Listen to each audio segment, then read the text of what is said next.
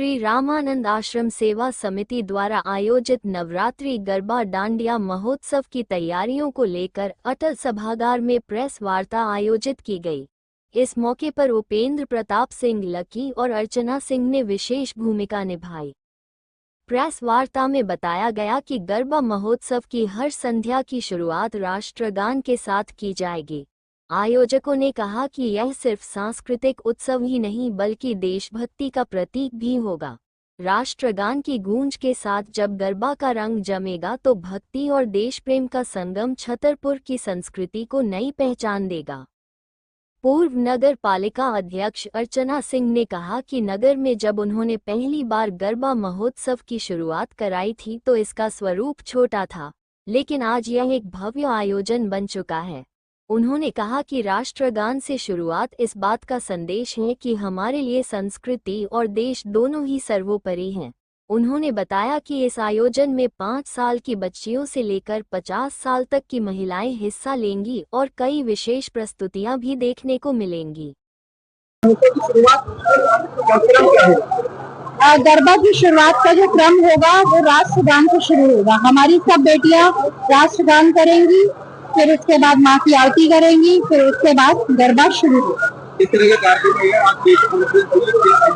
ये गरबा के संबंध में हुई है। आप सभी को पता है कि 2010 से हम लोग गरबा करवाते आ रहे हैं, क्योंकि यहाँ पहले एक बड़ा कौतूहल का विषय रहता था। जब हमने बेटियों से बात की थी तो बेटियां बोलती थी कि गरबा कैसा होता है, हम करना चाहते, कोई सिखाने वाला उनको चाहिए रहता था।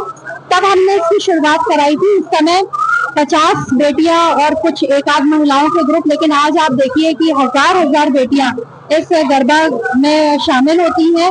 महिलाओं का भी एक बड़ा समूह इसमें शामिल होता है, और क्यों ना हो, क्योंकि ये हमारी संस्कृति से जुड़ा हुआ है।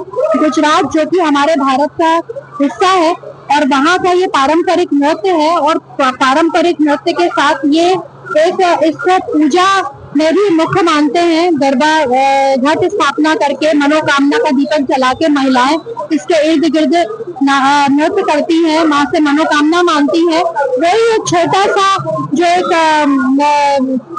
छोटी सी क्या बोलेंगे उसको छवि, एक छोटा सा दृश्य जो है वो हम यहाँ भी लेके आए हैं। और आप देखिएगा हमारी बेटियां, क्योंकि हमारे अतिथि जो आते हैं वो खुद देख के कहते हैं कि लगता नहीं है कि ये बेटियां यहीं पारंगत हुई हैं, ऐसा लगता है ये गरबा से, ये गुजरात से बेटियां आई हैं।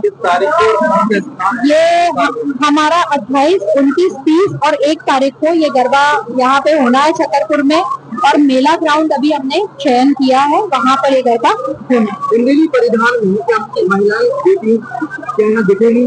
बिल्कुल दिखेंगी, बिल्कुल दिखेंगी। बुंदेली परिधान जो हमारा लहंगे चोली और जो हमारा साड़ी है, जो पारंपरिक ऐसे कपड़े होते हैं, वस्त्र होते हैं, उनको वो पहनेंगे।